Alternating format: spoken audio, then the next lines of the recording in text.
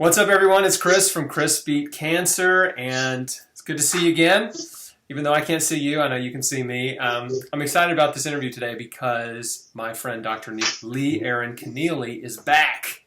And if you don't know Dr. Connealy, you need to. Dr. Connealy is the founder and medical director of the Center for New Medicine and Cancer Center for Hope in Irvine, California. Cancer Center for Healing, Christopher. What? Cancer Center for Healing. Remember, it used to be Hope, and they made us change it because the Cancer Center here, you should know this. Dr. Connealy, you got to fix your bio. Yes. Okay, very good. I will. Well, we probably should have sent you a new one. Anyway.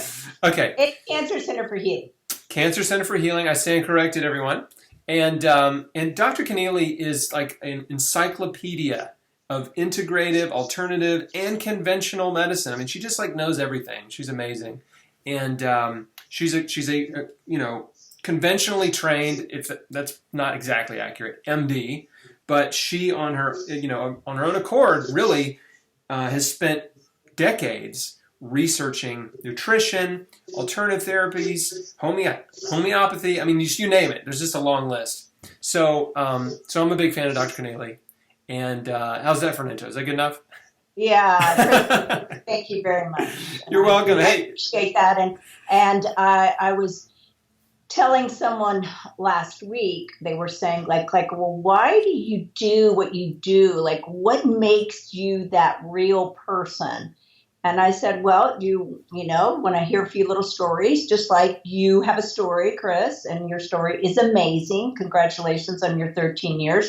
And we learn from people who have endured, thrived, and survived. Yes. And so the reason why, and I think I might have mentioned this before, but I was born in the 50s, and my mother was giving a medication called DES. Yeah. DES was a drug that they gave women to prevent miscarriage. And I'm number 3 of 6 kids, and my mother only took it with me. And 16 years later, she received a letter that that drug caused cancer, hormone problems, anatomical problems. So I went to the famous MD Anderson in Houston, Texas, to begin to be evaluated. And when I moved from Texas, they said, you need to be continually evaluated for the rest of your life.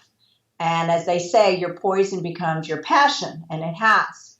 So you found out, how old were you when you found that out? 16 years old, and I'm 60. So basically at 16, they also were telling you that you have a high risk of cancer, not just your mom? From that. Correct. Okay, yeah. Yes. All male and female offspring that took DES were high risk. Yeah. And so anyway, so that's why I went to MD Anderson to get evaluated. And then, of course, I've been doing that forever. And so I was telling you earlier that the cure for cancer, we have the cure for cancer, and that is prevention. And we have multiple modalities that we'll talk about to prevent cancer. Yeah. And what is so striking to me is that 1,600 people die a day, and how come as a community we are not talking about why, where, when, and how, and what can we do about it to prevent cancer? An ounce of prevention, right? An ounce of prevention is worth a pound of cure. It's true. There are so many cancers that we know are Western diseases. They're very preventable. Countries around the world have much lower rates of many of the cancers that are killing Americans, right? And Correct. Europeans and Australians and Canadians, all of the Western industrialized nations. So I'm excited. Yeah, I'm really excited to hear what you have to say. And also, we'll probably touch on some of the therapies that you think are. I'd love to if we have time for you to talk about some of the therapies that you think are the most beneficial that you've seen really have a big impact with cancer patients too. Right. Okay. That'd be great. Good. And you have a new book out. Yes, we have a new book. Take a look. We just got a copy. Hold it still. Hold it still. I'll be sending it to you. No, I'm so excited because I was telling my staff, this book actually started over 10 years ago. I wrote a book, threw it out, and started a whole new book because that's just what happens, as you know. And so anyway, so we just got our first copy. And congratulations. Yeah. Yeah, so it's now real. The thought became the reality. So That's 10 years is a long process. I've been writing a book for many years as well, and who knows when it'll be finished. So exactly. I feel the pain of a long project. Yeah. Okay, so let's just dive right in. Let's talk about prevention. Like, what do people need to know? Well, first of all, people need to know that we have available in the United States methodology that exists to determine if they have cancer. Because people don't realize, people think sometimes you just wake up and you have cancer. And actually, cancer is probably somewhere between a 10 and 12-year process. So we have lots of modalities available to determine if you have cancer, brewing, simmering, fermenting in the body. Because once you get the lump or bump is just the final diagnosis of a 10 or 12-year process. But those cells start 10 to 12 years prior. And we have methodology today available right now to determine if you have cancer. And there's new tests actually coming down the pike, even just in the last month.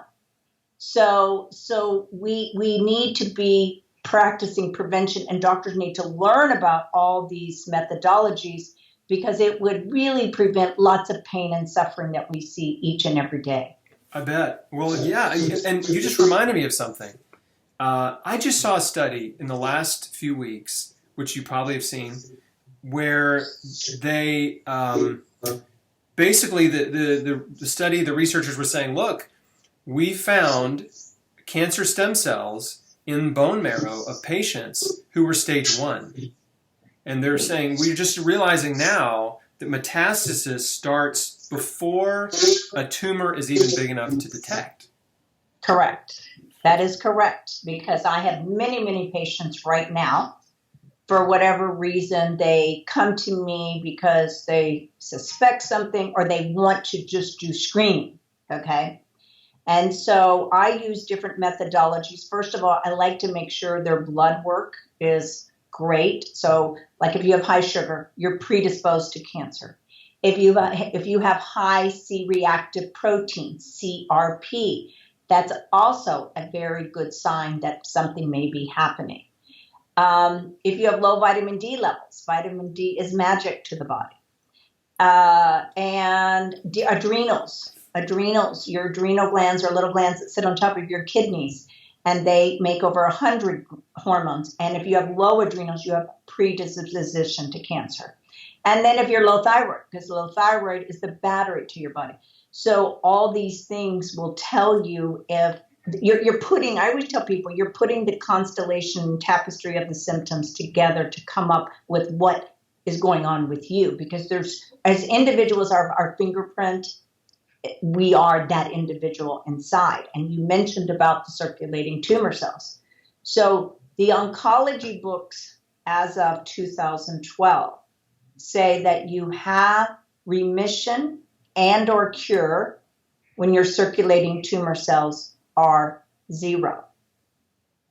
So what are circulating tumor cells and stem cells? Like you said, those are the cells, if something is a millimeter in size, millimeter, very tiny, it's releasing circulating tumor cells and stem cells. So that's why you said in stage 1, so stage 0 will also very possibly have circulating tumor cells and stem cells. And a lot of my patients who either they had a friend that came here or for example, I had a husband and wife, he not treated by me, had multiple myeloma very young. So she came to me for cancer prevention because she has 2 young babies. All right.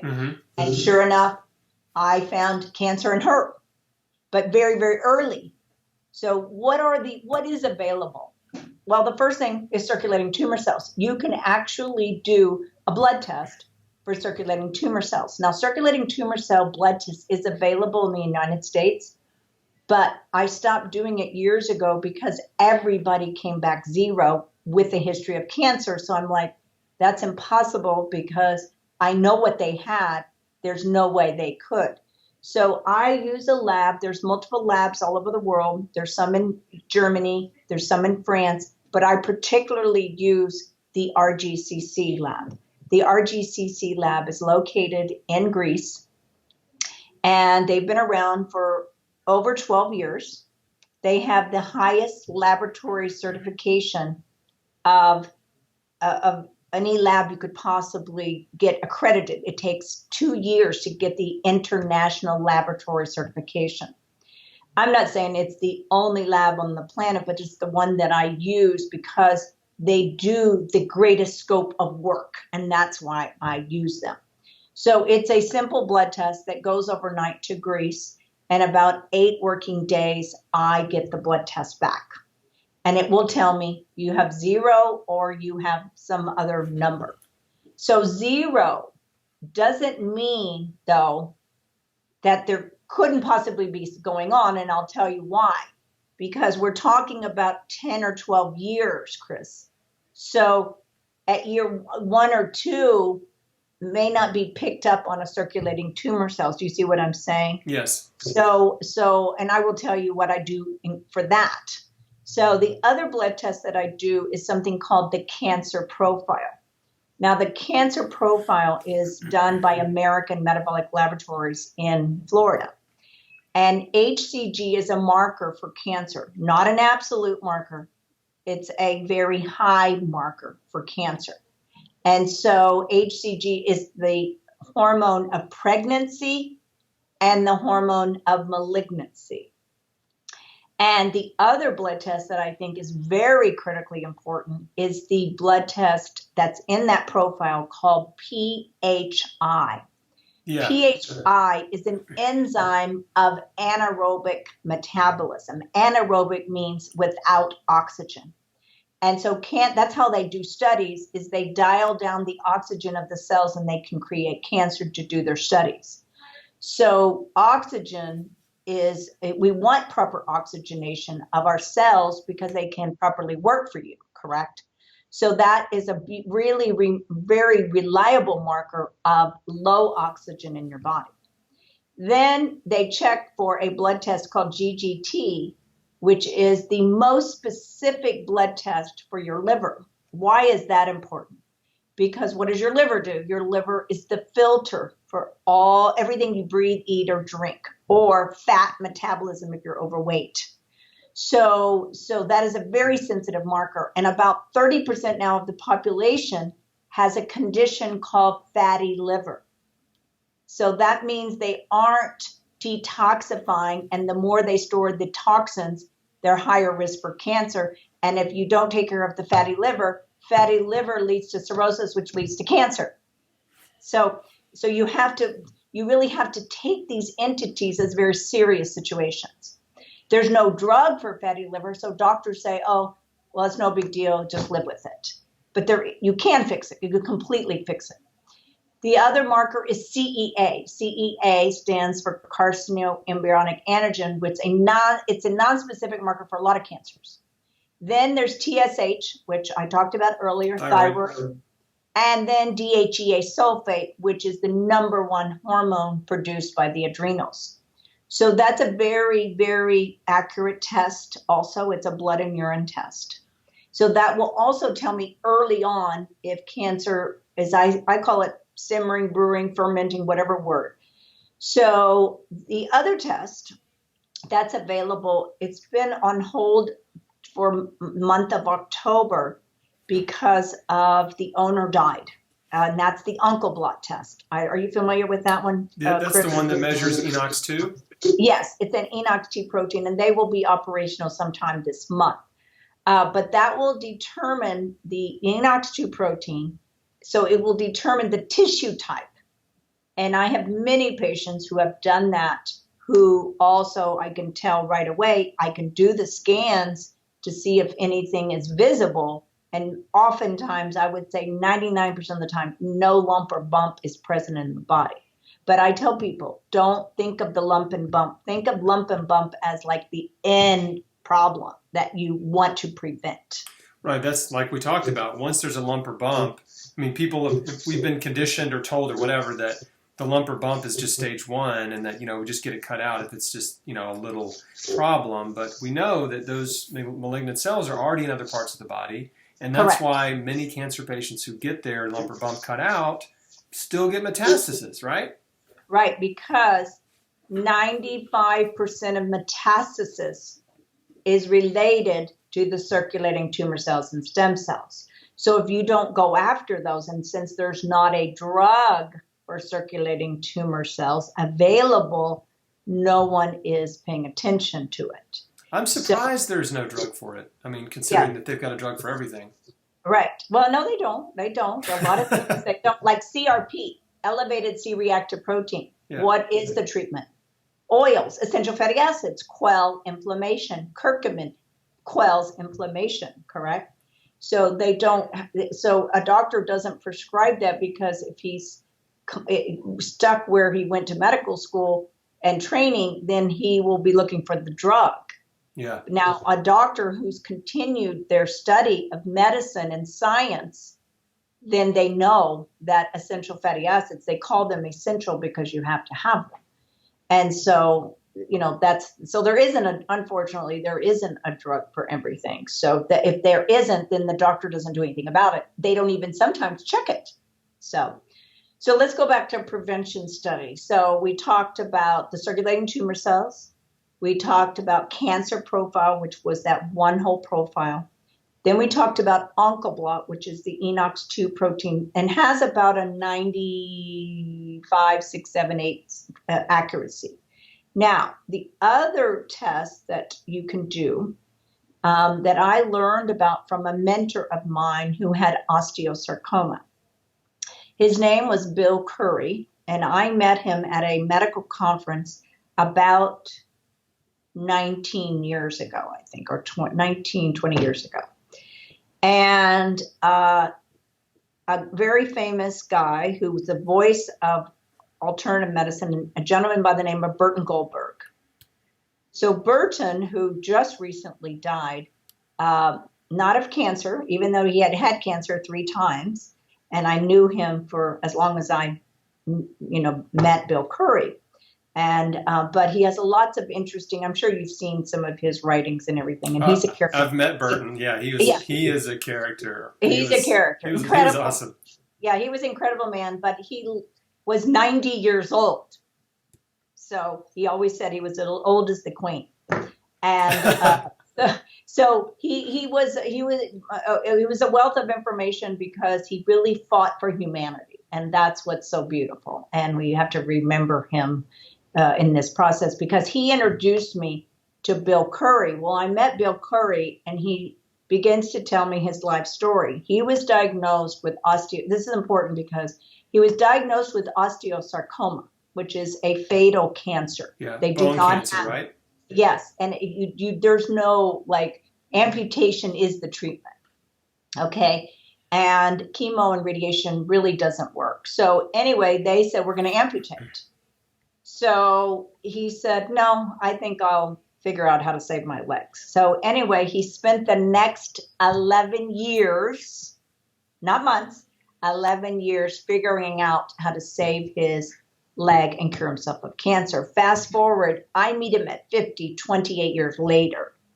He lived till he was 68, and he was in Cuba, and he got his foot caught in the clutch of a Volkswagen, and he got an infection, and he didn't want to go to any doctor.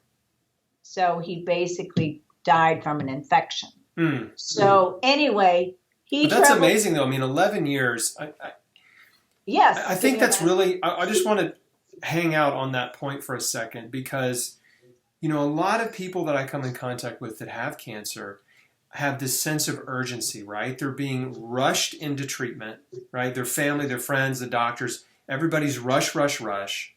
And one thing that I try to help people understand is that for most cancers, you have time, right? Correct. You have time to read and research. You have time to change your life. And you don't need to let people rush you into doing things that you don't understand and that you don't even want to do. And so, I mean, that's amazing to me that, an 11-year process to get well, it may take some patience, right? It may take some time to get well, to figure it out for some people. You have to do some due diligence, because how would you change your life if you don't understand it? Okay? It's like you're going to go build a house. You don't just go, oh, I like that one in that magazine. Let's just make it all happen. No, just that alone is a magnanimous process, much less the construction of the human body that is, unbelievable. Okay. And you have trillions of cells. And I always tell my patients, you don't live in a bubble. You're being exposed by your entire surrounding. And we know now, Nature published article this year in May, or 2016 in May, we know what causes cancer, and it's lifestyle and environment. Yep, I saw that study. Yes, and your lifestyle is what? How do you sleep? Who do you work with? Where do you work? What kind of work do you do? Do you work in chemicals? Do you work whatever under stress? Do you have a mean boss, et cetera, et cetera, et cetera? And so we know, but what doctors are talking and having a discussion with patients about these very, very serious things. And like I had a patient, it's kind of interesting. I haven't seen her for a year, and I told her to do some cancer screening, but her daughter developed a very serious condition called alopecia. So she was losing her hair. She's only 13 years old. And she came to see me a year later, and I said, well, remember we talked about you doing this, this, and this. And she goes, oh, I've been so consumed with my daughter, and it's taking me over, and so forth and so on. And sure enough, her thermography image, which is a thermal image of the breast, as you know, for our listeners out there, it's the thermal image of the breast. And it shows like if cancer is vascular, your breasts are vascular or not. So anyway, definitely her breast imaging was significantly worse. And then we did a testing that I was talking about with Bill Curry. Bill Curry developed something called the cancer cascade. And the cancer cascade will actually tell you what year in the timeline of 1 through 10. And it's based upon herbaceuticals that have been around for thousands of years, okay? And they're very specific organ herbaceuticals. And then there's the environment for cancer. Like, are you acidic, right? Are you low oxygen? Do you have an immune system compromise? Do you have a white cells and mercury overload? Do you have a pancreatic enzyme deficiency? So you put all of this, and that's what we energetically check on a machine called the biomeridian. There was a very famous German doctor who was a physicist and a medical doctor, which is a real brainiac combination. Yeah. and he was born in Germany and taught in Germany, and he devised the original course of deciphering all the acupuncture points on the fingers and toes. And before computers, they were 1,000-page manuals. And I saw the manuals because I interviewed an acupuncturist 30 years ago for a job. And he's like, oh, yes, I learned how to do this many years ago. And I was like, I looked at the books. It looked like Greek to me. Well, that was all computerized in several machines, one called Biomeridian, which anyone can go online and look up. And then there's another machine called the EDS 2000. And so I tell people the future of medicine, Nikola Tesla said it, many people have talked about it, is energy. And I always use the analogy, when you fall in love, where they could say, if you could just bottle love, right? Because look how you feel. You feel amazing, right?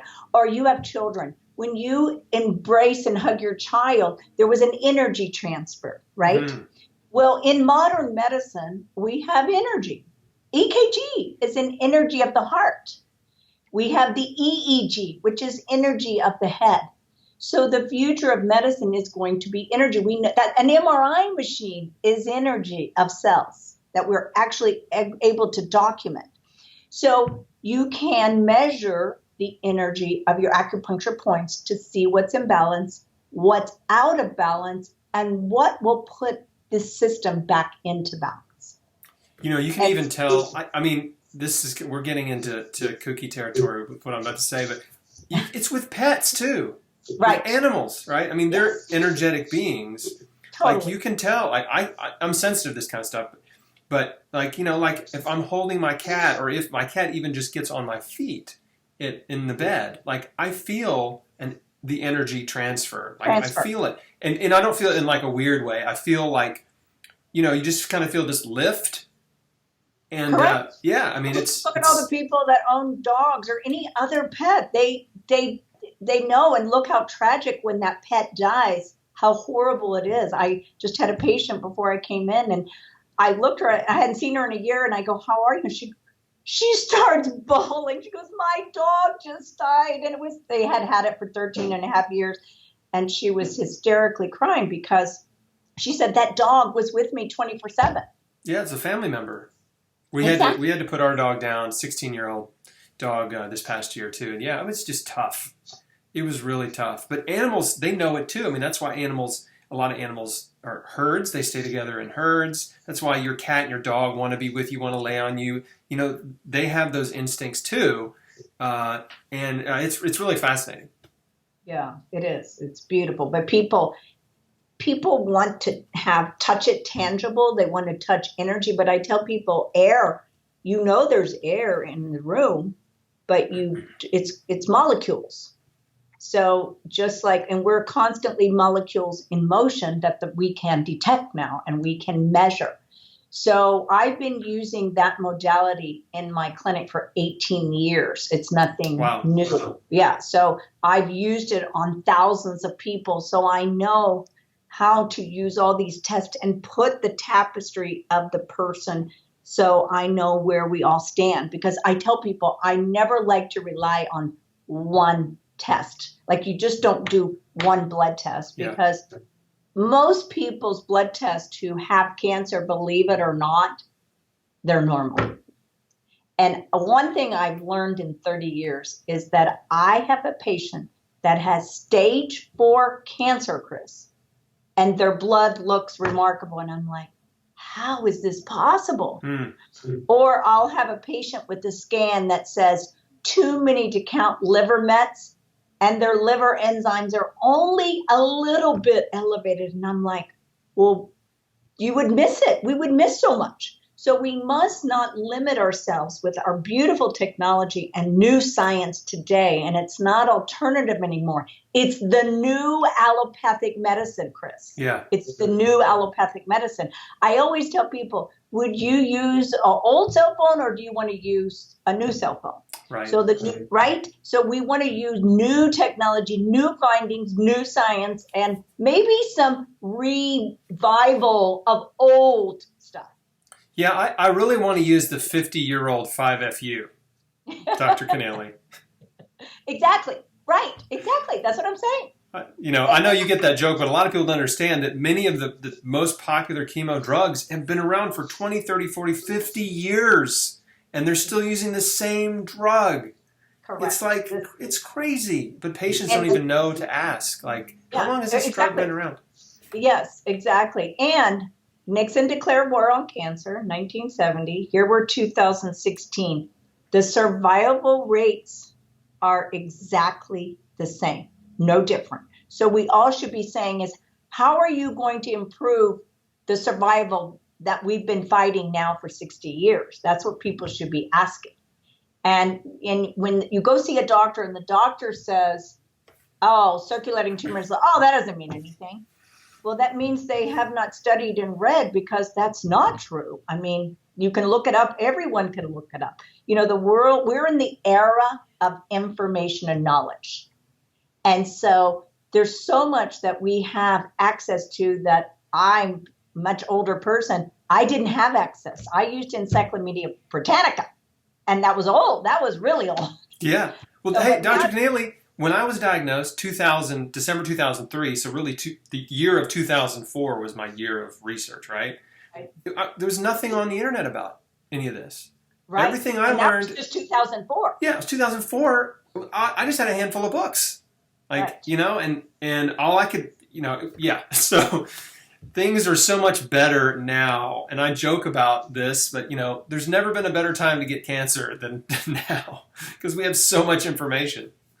Correct. No, the volumes and medical knowledge, people don't realize it is doubling every 2 years. Doubling. Wow. And even all of our team, we have 7 doctors here. I mean, we are constantly sharing information all the time.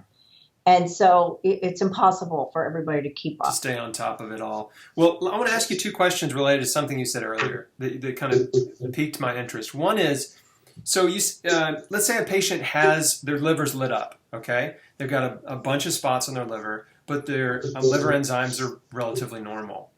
In that case, do you feel like the cancer isn't as serious, even though they've got a bunch of spots, if their liver enzymes are not, off the charts? Not necessarily, because they say in the literature that your liver has to be 90% affected. Let's say fatty liver, for example. Your liver has to be 90% affected before the liver enzymes increase. Okay. Well, your liver is very large. If you go look at a picture of your liver is very large, because the liver has an amazing ability to reproduce itself. You get a new liver every 4 months. Mm. So the problem is it has to be 90% affected before the enzymes. So that's why I never I never count on just the blood test. I can examine someone and tell if their liver's affected. There's a bloat, and then there's fat. Mm. And over all these years, and I teach the other doctors and anybody who comes here to learn, I show them, I go, look at this person's abdomen. You see, they're very bloated. This is not fat. This is inflammation. Mm. And fluid? Inflammation brings fluid. Okay. So anyway, so you can't just rely, our blood tests are not especially liver enzymes are not that sensitive yet. We want it before 10% of the liver is affected, much less. I had a little kid come in. He didn't have cancer. He lives in Utah, but his dermatologist gave him Accutane for acne, okay, which is not something I do, but, other people do it. And he said, well, I better check my liver. And I said, okay, let's draw your blood. His blood was perfect. But he said, I need it. He's only 23. And we did a liver ultrasound, already fatty liver. Hmm. Accutane has some serious side effects in the disclosure, doesn't it? Very serious, and a lot of times irreversible side effects, Chris. Yeah. So that's why I tell people, let's do everything before you do Accutane. But, that's just how I personally practice. Well, I wish I had known about you in 2004 because, I had nobody. Like, I really didn't have any help. Right. I had a holistic nutritionist, naturopathic trained, who was definitely looking at various metabolic markers in blood and saliva and urine and blood and even stool tests and hair analysis. So he was pretty good, but not near the level of kind of comprehensive testing that we're talking about now, which I think is just absolutely amazing. Yeah, it is absolutely amazing. I'm just so like you said, this is such a phenomenal time, because what we have available to us now to figure everything out and to ascertain all the different things to do and do non-invasive procedures. Like I work with this lady radiologist who does cryo of tumors. So we're doing all kinds of things to not hurt or invade the body. And talk about thermography. Sure. I love thermography. We've been doing thermography a long time. You can do thermography of your entire body. And for example, the breast is one of the biggest areas that I use, because women are learning about mammography. And mammography is the standard of care at this point in time. But of course, they are now learning that mammography is radiation. Radiation causes cancer, and continuous mammography increases your risk of cancer. So a lot of patients, not to mention the procedure itself, is very intrusive. And so women are learning about thermography, which has been around for probably 60, 70 years. That long? Oh, yes. Wow. Yeah, I'll send you an article on the history of thermography because it's absolutely stunning. And I know how you're a big proponent of education. Yeah, But I'll link to it in the show notes. yes. And so anyway, thermography, breast in particular, are not vascular organs. So cancer is a vascular situation. So when you do thermography, it's just a picture. It doesn't touch you. And it takes a picture of your breast and it will tell if there is vascular activity. And then that will show up on the reading. And it's showing temperature variations. It's showing hot spots, right? Hot spots, exactly. Which would be inflammation. Inflammation. And because you could have inflammation and not cancer. Like for a lot of women, as the hormones start changing around 40. So once you start developing progesterone deficiency, you may see an abnormality in the breast, right? Or let's say you have an iodine deficiency. And then we have something called hormone disruptors.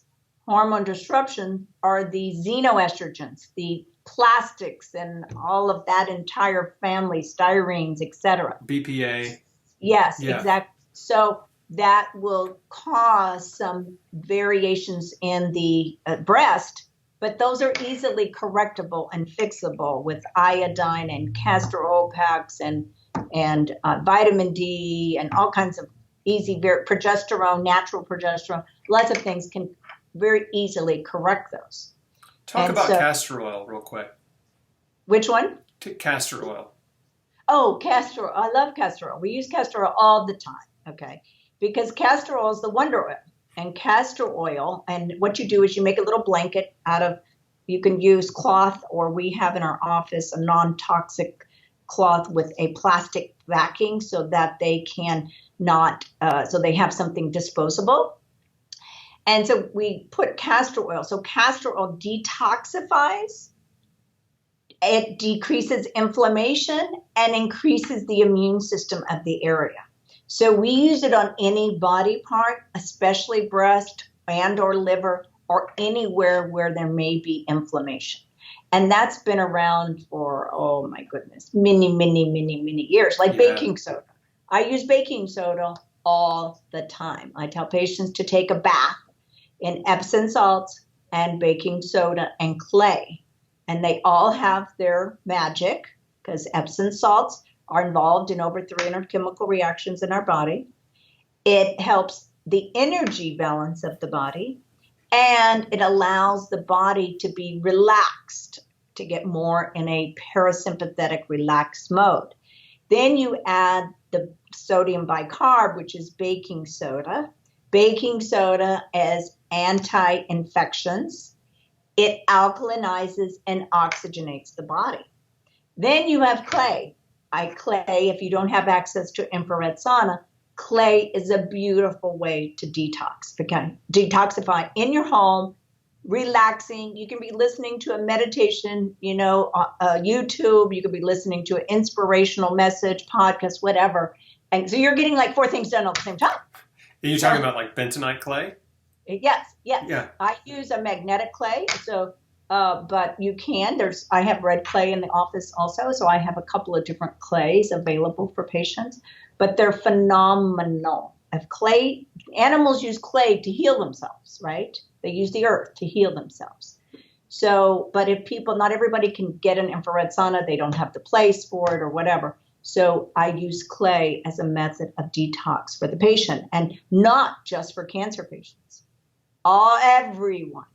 Everyone needs to detox in their environment, whether it's their air, whether it's their water, their food, and then do additional detoxification, which I talk about in the book. You're making me want to take a baking soda, Epsom salt clay bath. I do like probably 2 or 3 times a week because I love it from its relaxation. And also if you want pain relief, so I exercise and I went skiing this weekend, and of course I don't ski all the time. So of course I'm sore. So I do that, and you feel literally like it's instantaneously you feel better. That's fantastic. Let me ask you about baking soda internally. What's your thought on that? Well, we recommend that to many patients because the reason is baking soda has been around for 90 years. And if you looked at the original Arm& Hammer manual on baking soda, they would have told you to take it on a regular basis. So baking soda, you have to be careful though with baking soda because you just don't want to take it anytime, anyhow, because baking soda will interfere with digestion if you take it when you eat. So baking soda needs to be taken an hour away from eating anything because the process of food, when you eat your food and it lands in your stomach, which is about the size of your fist, so that means you're really not supposed to eat that much. But anyway, the transit time is about 20 minutes, give or take 2. So we all eat fast, unfortunately. So because of that, you need at least an hour for the passage of the food to get down to the rest of the alimentary canal. So I tell people do 3 half teaspoons a day because you don't want to do it all at once because your body's a 24-hour machine, but not to exceed 7 half teaspoons a day. Okay. So a half usually I give my patients a half a teaspoon, depending on how sick they are, 3 to 7 times a day away from food and away from, if you're taking important pancreatic enzymes or things like that, you want to take away from that. But it's easy to get a little water and take a half a teaspoon of baking soda, right? Get it down. Yeah. Or make a whole pitcher. Like I give the patients a recipe to make a whole pitcher, and then they already have it made, put a little lemon in there for flavor, and then drink it at an opportune time. Got it. Great. So we were talking about, before I sidetracked you with my random questions, we're talking about testing, right? So we covered testing. Let's talk about diet and lifestyle habits that you think are the most protective against cancer. Yeah, well, first, I will say eating as opposed to diet, because diet sounds temporary. And people think diet, you just do it for a week or 2 or 3. And eating is a way of life. Like you said, it's a lifestyle. I'm not saying you're going to be perfect 24 hours, 7 days a week, but you're going to have a good rules. You're going to have the rules of Mother Nature that I didn't write, you didn't write. We're just informers of the rule.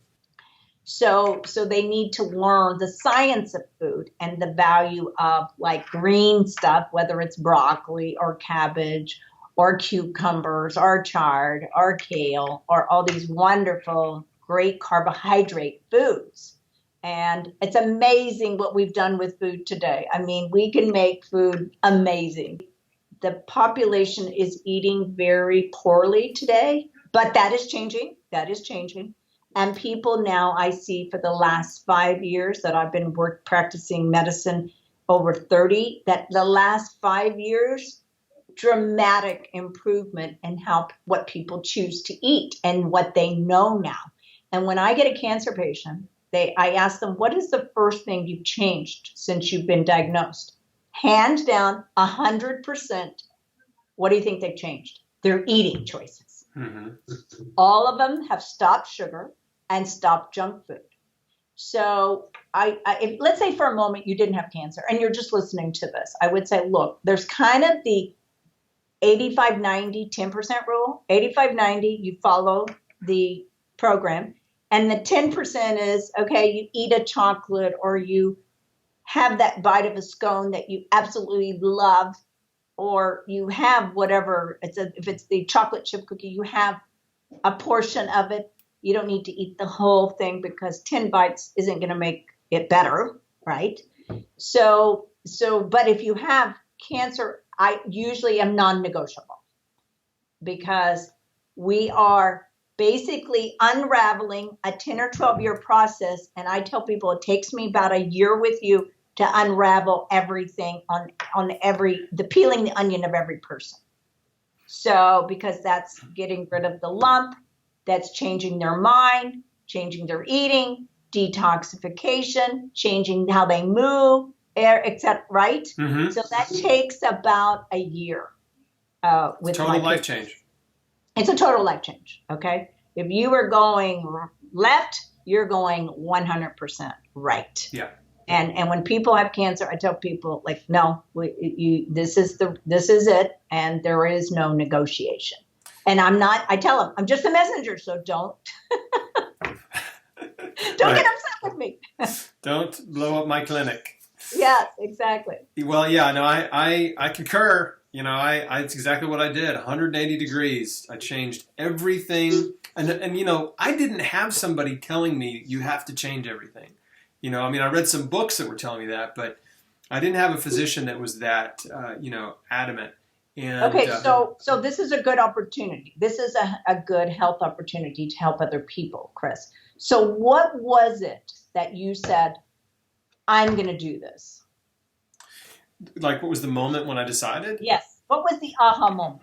Yeah, the aha moment for me was when my wife and I had come home from surgery. I was in my house recovering, and my wife and I was thinking about my next steps, and they said, you got to start chemotherapy as soon as you get well from surgery, and it was about 6 weeks away.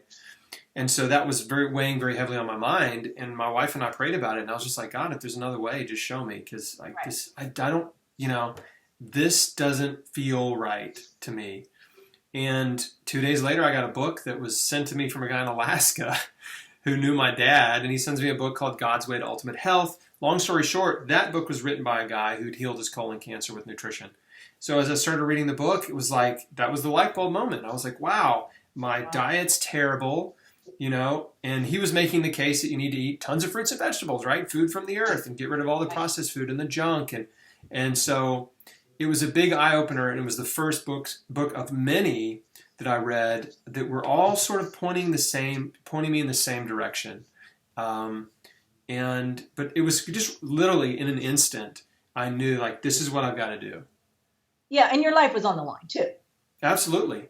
So my life was on the line. I had a very strong motivation, right? And so I told my family that I didn't want to do chemo, and a lot of them told me I was crazy and stuff. So that was difficult.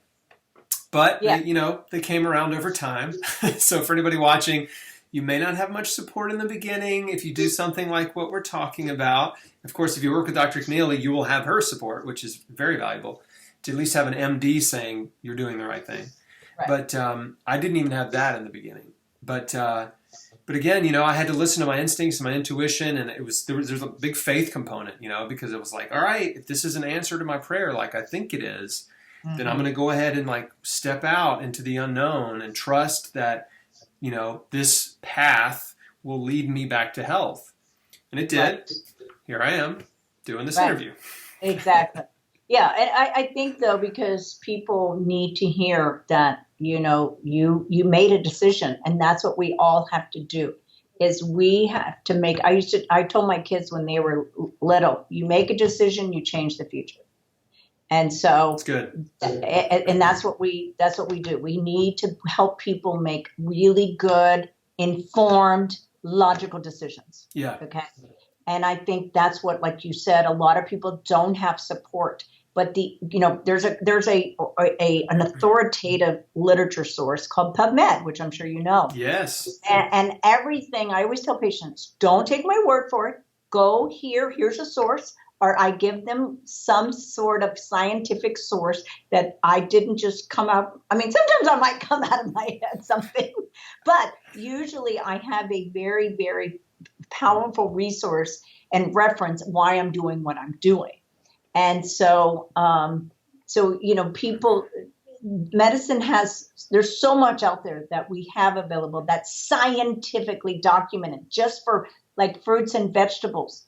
There's over 4,500 nutritional studies on how nutrition is impactful in cancer. Over 4,500. It's insane. Okay? Well, it just reminds me of the one study the first one that comes to my head is that study on breast cancer survival, where they found that women that walked 30 minutes a day and ate at least 5 servings of fruits and vegetables per day had a 50% decreased risk of recurrence after 9 years. I mean, that's insane. That's just walking and 5 servings of fruits and vegetables. Which they can do in a green juice. Yeah, it's one smoothie. Throw them all in there. Yes, exactly. So and what doctors that are taking care of cancer patients are informing patients this, right? So, and I know. that's tragic. It's tragic. It's tragic. It's tragic. It's negligence. It's tragic. It's it's just really, really sad. And you said something earlier about making a rational decision, which I was so glad to hear you say, because so many of the decisions that cancer patients make are impulsive, irrational, and fear-based decisions, right? Correct. Because they're rushed in. It's a whirlwind of fear. And it's, you got to do this, got to go here, got to have this test, we got to cut this out right away. You need to start chemo tomorrow. Like, they don't even know what's happening to them. And there's so much fear. They're just like, okay, I guess, yeah, here's, sign my life away. Like, Right. hope I don't die on the operating table kind of stuff. Yeah, and we see a lot of that, Chris. We see 50% of our patients have exhausted all medical options. And then they come to see me and they want a miracle in about a week or two. Well, Dr. Connealy, I imagine that my audience, the percentage is probably very similar. A lot of my audience, well, about half of my audience are cancer patients. And I would say a pretty good percentage of them, because I've surveyed, done some surveys and things. They've been through all the treatments, or many of them, and they failed. The treatments didn't work. And the light bulb comes on and their eyes are opened or whatever. And they're like, okay, like, I got to figure this out. Like, I'm going to get on the internet, like I got to figure out, I got to do something else. Right. Exactly. Well, we're all in this together, and we got to help each other be the best we can be. Well, Dr. Connealy, that's a great spot to end on. Is there anything else you'd like to share with cancer patients or anybody watching? When does the book come out? I think the book comes out in a couple of weeks. I think the due date is January 23rd or 4th. Okay. And we'll have everything. It's packed with references of everything. One thing we didn't talk about stress, and probably Baylor College of Medicine. I'll end on this. Please do. Yeah. Baylor College of Medicine over 30 years ago did a study, and that Baylor College of Medicine is a mecca kind of, medical arena. And they said that 85 to 90% of illnesses are related to stress.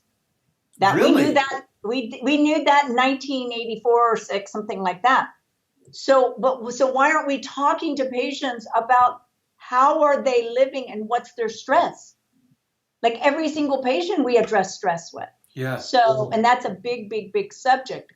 But we have to address stress and unravel a person's emotional conflict, or they will not be able to get well. I absolutely agree. Stress is the single barrier to healing. I've seen it over and over again with patients that do everything right? Correct. And they still won't get well. And then when I talk to them about their life, I mean, they're just full of anger and resentment and bitterness, and they're just letting all of this baggage, all this stuff from their past control them.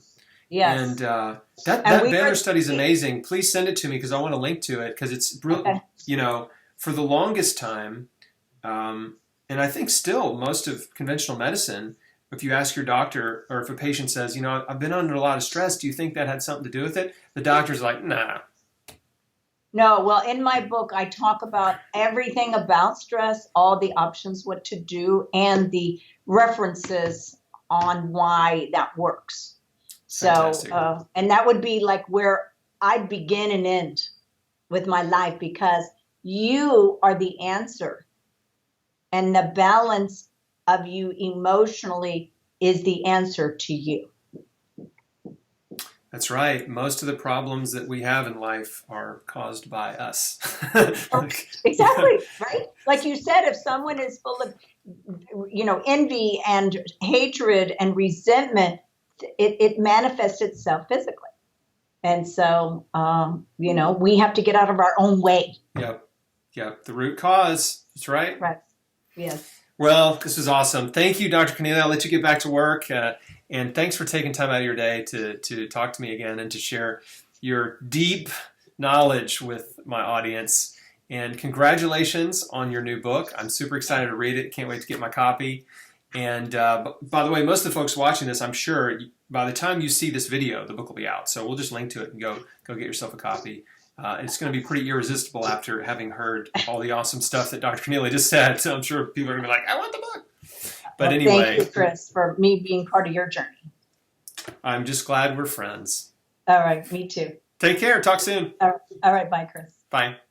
Okay, everybody, thanks for watching, and please share this video with people that you care about, because if you've made it this far in it, then you know it's just packed with awesome stuff. And don't forget to subscribe to my channel and subscribe to my email newsletter on chrisbeatcancer.com. All the show notes, if you're watching this on YouTube, will be below the video. All right, thanks for watching. See you on the next one. All right, bye-bye.